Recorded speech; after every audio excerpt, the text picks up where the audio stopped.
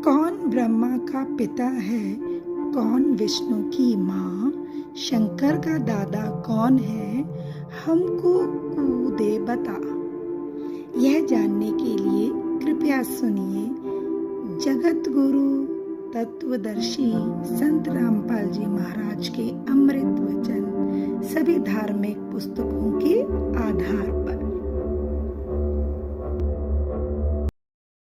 सत कबीर की दया अत आदरणीय गरीबदास साहिब जी की अमृतवाणी मंगलाचरण।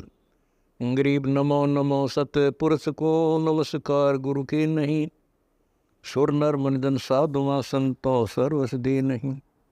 सतगुरु साहेब संत सब दंडो तुम प्रणाम, आगे पीछे मध्य हुए तिनको जहाँ कुर्बान।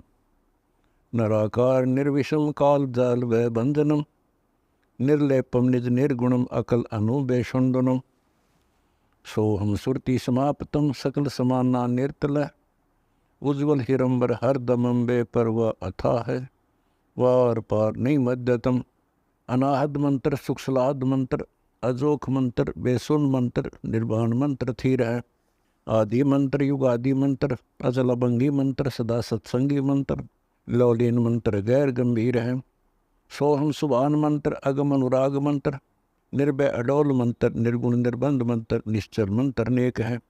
गैबी गुलजार मंत्र, निर्भय निराधार मंत्र, सुमरत सुकृत मंत्र, अगमी अबंच मंत्र, अदली मंत्र अलेख है। फजलम फराक मंत्र, बिन रसना गुणलाप मंत्र, झिलमिल जहूर मंत्र, सर्वंग भरपूर मंत्र, सैलान मंत्र सार है। निरंकार गर्क मंत्र, तेज पुंज परख मंत्र, अदली अबंध मंत्र, अजप्पा निरसंद मंत्र, अविगत अनहद मंत्र, दिल में दीदार है। वाणी विनोद मंत्र, आनंद असोद मंत्र, कुर्सी करार मंत्र, अनबय उचार मंत्र, उज्ज्वल मंत्र अलेख है। साहिब सतराम मंत्र, साई निकाम मंत्र, पारक प्रकाश मंत्र, हीरंबर हुलास मंत्र, मौले मलार मंत्र, पलक बीच खलक है। उस परमात्मा के विषय में बताया है। ये 9वां श्लोक है, ये 8वें का अध्याय 8 का ये 9वां श्लोक है। ये देखिए,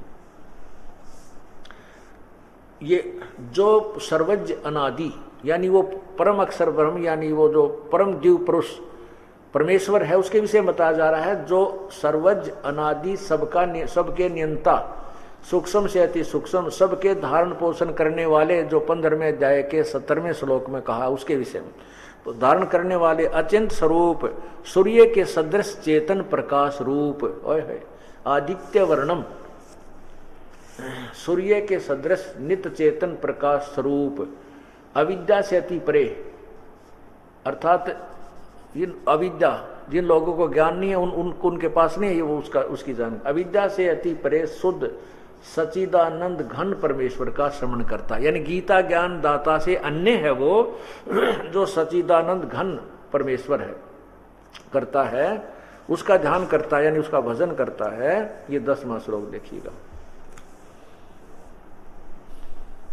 ये 10वां श्लोक है। इसमें लिखा है कि वह भक्ति युक्त पुरुष यानी वो साधक जो उस परमात्मा की भक्ति तत्वदर्शी संत से लेकर साधना करता है, वह भक्ति युक्त पुरुष अंत काल में योग बल यानी भक्ति की ताकत से, योग बल माने साधना की ताकत से बिरकुटी के माध्यम में प्राणों को अच्छी प्रकार स्थापित करके फिर निश्चल मन से स्मरण करता हुआ उस दिव्य परम पुरुष परमेश्वर को ही प्राप्त होता है। अब क्या हो गया स्पष्ट इससे, गीता ज्ञान दाता ने अपने विषय में तो गीता अध्याय के 5 और 7 में 2 श्लोकों में कहा है कि मेरा श्रवण करेगा तो मुझे प्राप्त होगा, अगर मेरी प्राप्ति करनी है तो युद्ध भी कर और मेरा सिमरण भी कर। लेकिन अपनी गति को, अपनी साधना को अनुतमाम बताया है, क्योंकि जन्म मृत्यु तेरी भी बनी रहेगी, मेरी भी बनी रहेगी और कर्म का दंड भोगना ही पड़ेगा। लेकिन उस परमात्मा की शरण में जाने से, और जो साधक तत्वदर्शी संत से पूर्ण परमात्मा का यथार्थ मंत्र जो 17वें अध्याय के 23वें श्लोक में लिखा है, उसको प्राप्त करके जो साधना करता है वो अंत समय में उस परमात्मा का सिमरण करता हुआ शरीर छोड़कर जाता है तो उसी के पास उस भक्ति की ताकत है, उन सिमरण के नाम के सिमरण की कमाई के कारण उस परम पिता के पास पहुंच जाता है। क्लियर है, इसमें स्पष्ट हो गया है। गीता जी एक अनमोल शास्त्र है जिसको 55 से 100 वर्ष से लोग पढ़ते आ रहे हैं, भक्तजन श्रद्धालु, लेकिन इसके रहस्य को नहीं समझ सके। क्यों, किस लिए नहीं समझ सके कि सतगुरु बिन काहुन पाया ज्ञाना, जो थो था वो छड़े किसाना। गुरु बिन वेद पढ़े जो प्राणी, समझे न ज्ञान रहे अज्ञानी। अब गुरु नाम या सतगुरु, वैसे तो गुरु नाम है ज्ञान देने वाला, सच्चा, और सतगुरु जो यथार्थ ज्ञान दे। ज्ञान तो सभी देते हैं, कोई किसी चीज की जानकारी दे रहा है, कोई किसी जानकारी देता है। सतगुरु का अर्थ है जो तत्वदर्शी संत है, जो तत्व ज्ञान बताता है। तो यहां बताया कि उस सतगुरु के बिना किसी को भी ज्ञान नहीं प्राप्त हो सकता। जैसे थोथे भूस को छिड़ने से, जैसे पराल होती है गेहूं इसकी दानों की, चावल उसको निकाल रखा और पराल पड़ी हो, थोथा भूस, उसमें धान नहीं है, चावल नहीं है, और उसको फिर ऐसे पटक पटक कर मार रहा है कोई, उससे कुछ प्राप्ति नहीं होनी। अर्थात तत्व ज्ञान के बिना, पूर्ण संत के बगैर ज्ञान प्राप्त नहीं हो सकता। और उसके तत्व ज्ञान के प्राप्ति के बिना जो साधना हम करते हैं उस थोथे भूस को कूट रही है, उससे कोई लाभ नहीं होगा। सतगुरु बिन काहुन पाया ज्ञाना, जो थो था वो छड़े किसाना। गुरु बिन वेद पढ़े जो प्राणी, समझे न सार रहे अज्ञानी।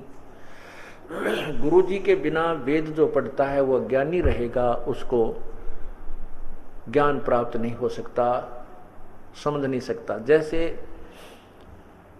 जो हमारा विवाद शुरू हुआ था, जिसके कारण हमारा आश्रम भी छीन लिया गया, हमारे वहाँ उपस्थित भक्तों को भी जान से मारने की चेष्टा की गई, हमें झूठा केस बनाकर जेल में भी डाल दिया गया। उसका कारण यही था कि जैसे वेद तो पवित्र वेदों के में लिखा है, यजुर्वेद अध्याय नंबर 8 के मंत्र 13 में, कि परमात्मा अपने साधक के, जो तत्वदर्शी संत से लेकर साधना करता है वो पूर्ण परमात्मा, उस भगत के सर्व पाप नाश कर देता है।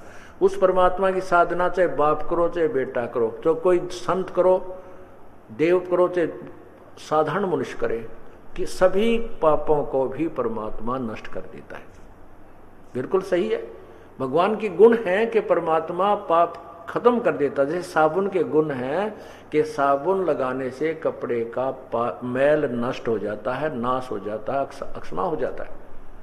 और कोई ये कहता है कि पाप अक्षमा नहीं होते साबुन लगाने से, तो क्या वो व्यक्ति साबुन से परिचित है? क्या उसने जिंदगी में साबुन कभी प्रयोग तो दूर रहा, उसने देखा भी है? नहीं।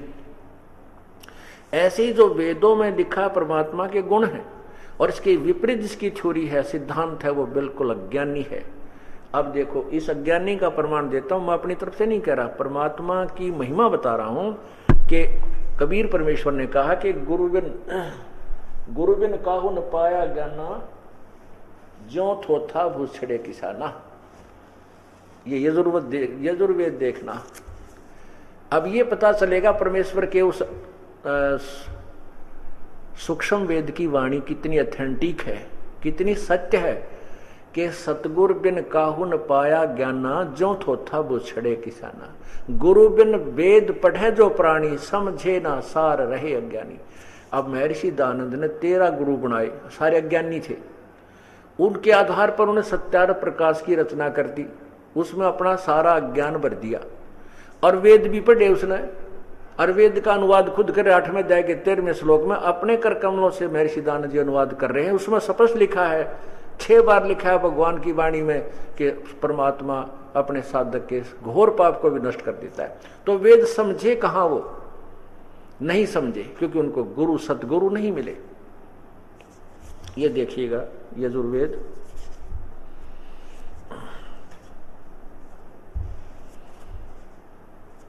इसके लेखक है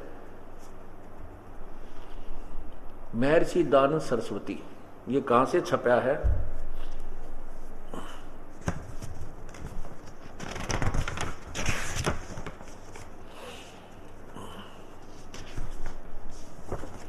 ये देखिएगा, प्रकाशक हैं सार्वदेशिक आर्य प्रतिनिधि सभा 2/5 महर्षि दानंद भवन, रामलीला मैदान, नई दिल्ली से। और इसके ये देखिए यजुर्वेद आर्य भाषा माध्य संपूर्ण 40 अध्याय महर्षि दानंद सरस्वती कृत, महर्षि दानंद सरस्वती ने अनुवाद किया है। और इसके 8वें अध्याय के 13वां श्लोक देखिएगा।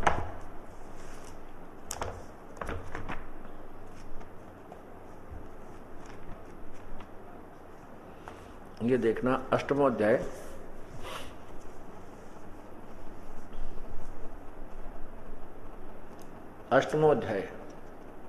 और यहां नीचे आइएगा, ये 13वां मंत्र है।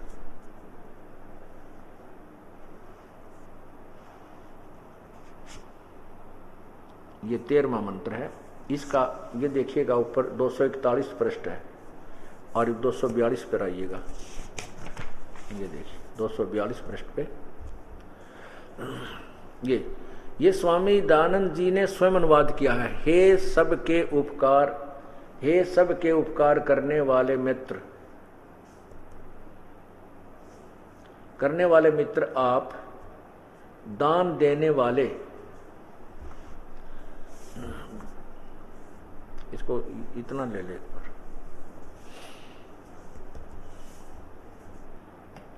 हाँ ये पढ़िए देखिए, हे सबके उपकार करने वाले मित्र, आप दान देने वाले के एन से अपराध, एन से शब्द देखना, एन से माने ये एन से ये है अपराध लिखा, इसका अर्थ के विनाश करने वाले हो। अपनी कलम से लिख रहे हैं अनुवाद कि हे सबके उपकार करने वाले मित्र अर्थात परमात्मा। मित्र का अर्थ है तुम्हें माता च पिता, तुम्हें बंधु च सखा, तुम्हें यहाँ सखा यानी मित्र भी परमात्मा को कहा जाता है। तो दान देने वाले के अपराध के, एन से माने अपराध के, विनाश करने, अवजन माने विनाश करने वाले हो। मनुष्य कर्तस्य, साधारण मनुष्यों के किए हुए, एन से माने अपराध के, अवजनम विनाश करने वाले हो। पितृ कर्तस्य, पिता के किए हुए, एन से माने यहां भी अपराध लिखना चाहिए था, विरोध आचरण कर दिया, नहीं, पिता के किए हुए अपराध के, एन से माने पाप को, एन से माने पाप, दूर करने वाले हो। और एन से अधर्म के, अधर्म यानी घोर पाप के भी आप अवजनम माने नाश करने वाले हो। होय होय। और फिर हो जानता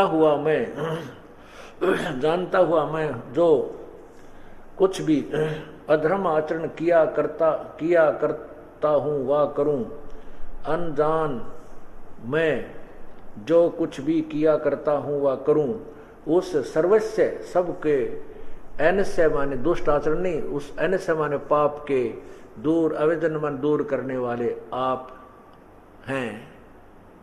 बताओ भाई, अब इससे ये सिद्ध कर दी, परमात्मा की वाणी सिद्ध होगी कि गुरु बिन काहू न पाया ज्ञान, जो थो था वो छड़े किसाना। गुरु बिन वेद पढ़े जो प्राणी, समझे न सार रहे अज्ञानी।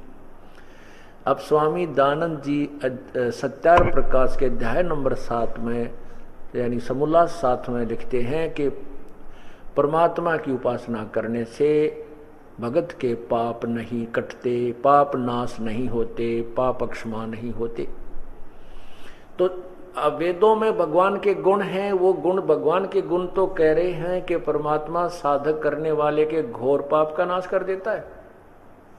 और स्वामी दयानंद जी कहते हैं कि साधना करने से साधक के पाप नष्ट नहीं होते। तो फिर साधना की, भक्ति की आवश्यकता ही समाप्त हो जाएगी, नास्तिक हो जाएगा संसार। ये देखिएगा,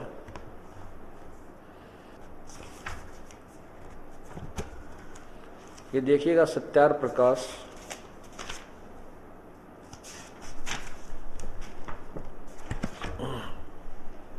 ये है सत्यार प्रकाश।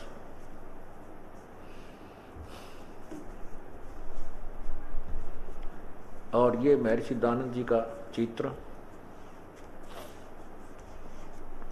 महर्षि दयानंद सरस्वती, इनका जन्म हुआ था, स्वामी जी का जन्म हुआ है संवत 1881 अर्थात सन 1824 में,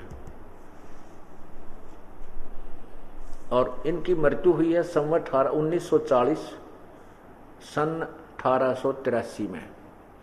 और यजुर्वेद का भाष्य इन्होंने समाप्त किया है। यजुर्वेद का जो अनुवाद किया है ये 1939 में।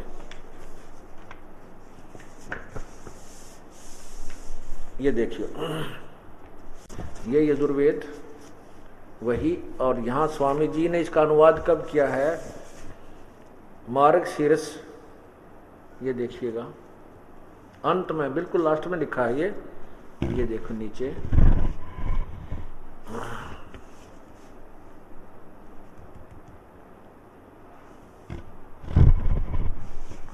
यहाँ देखो, मार्ग शीर्ष कृष्ण एक शनि संवत 1939 में समाप्त किया, संवत 1939 में समाप्त किया।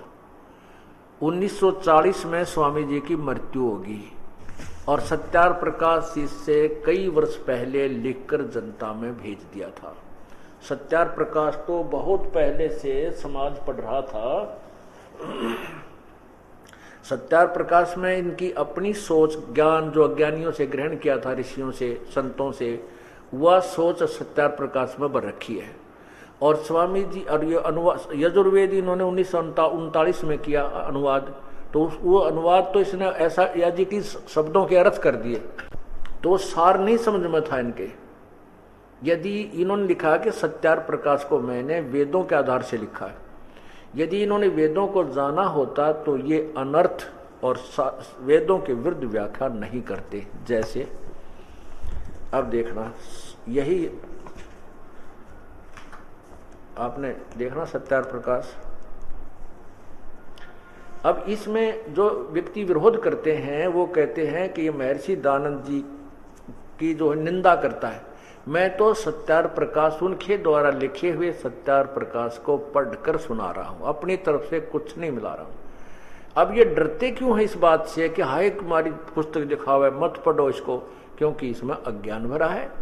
तो इससे डरना नहीं चाहिए, कोई बात नहीं। एक अध्यापक ने, एक टीचर ने ब्लैक बोर्ड पर गलत सवाल निकाल रखा है, गलत हल, प्रश्न का हल गलत किया हुआ है। दूसरा हो गया गलती से, कोई दिक्कत नहीं, हो जाता है। दूसरा टीचर आता है, उसको देखता है कि बच्चों ये ठीक नहीं निकाल रखा, अब इसको ठीक करो, इसको ऐसे ठीक करो, वो ठीक करवाता है। तो क्या वो गलत कर रहा है? नहीं कर रहा, वो उसका कर्तव्य बनता है, नहीं तो सब बच्चे उस गलत अध्ययन करते करते अपना एग्जाम में फेल हो जाएंगे। यही कर्तव्य इस दास का, क्योंकि मैं आध्यात्मिक टीचर हूं। जो पूर्व के आध्यात्मिक टीचर्स ने जो गलत अनुवाद कर दिया, वेदों को नहीं समझा और उसके गलत हल कर दिया, तो उसको ठीक कर लेना चाहिए। इसमें कोई अभिमान नहीं करना चाहिए, ना मान बढ़ाई की बात है। ये तो मानव कल्याण का मामला है, विषय है। इसमें जो बाधक होंगे कि इस सत्य को मत बता, इस सत्य को समाज को मत समझा, हमारी पोल ना खोले, ये पोल नहीं खुल रही। ये तो एक सिर्फ इतना ही काम है कि गलत को ठीक कर लेना।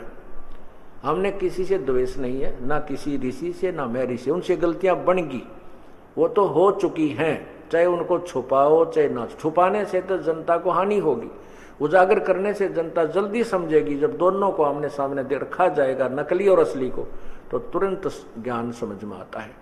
और दास ये करा कि वेद ये कह रहे हैं, सत्यार प्रकाश में ये लिखा, मैं अपनी तरफ से कुछ नहीं मिला रहा।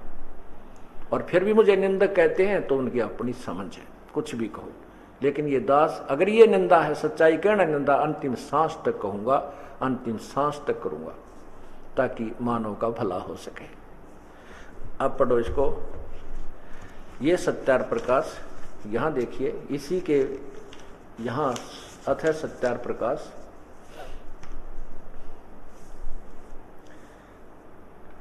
वैदिक विधि शास्त्र प्रमाण है, सद शास्त्र प्रमाण है, मनवंती श्री मत परमहंस परिव्रजा का आचार्य महर्षि दयानंद सरस्वती स्वामी विरचित है। इतनी बड़ी उपमा स्वामी जी के नाम पर आगे लगा रखी है। ये स्वामी जी का एक अन्य चित्र इसी के अंदर अंग है। और वैदिक यति मंडल दानंद मठ दीनानगर पंजाब से प्रकाशित है। और ये छपा कहाँ से है ये भी देख लीजिए। ये देखिए नीचे ये है, ये नीचे है, मुद्रक है आर्य प्रिंटिंग प्रेस, दानंद मठ गोहाना मार्ग रोहतक से ये प्रिंट हुआ है। और इसका प्रकाशक यानी छपवाया है दानंद मठ दीनानगर पंजाब से। इसी के समोल्लास नंबर अब 7 में पृष्ठ नंबर आप 155 पर आइए। ये 155 है।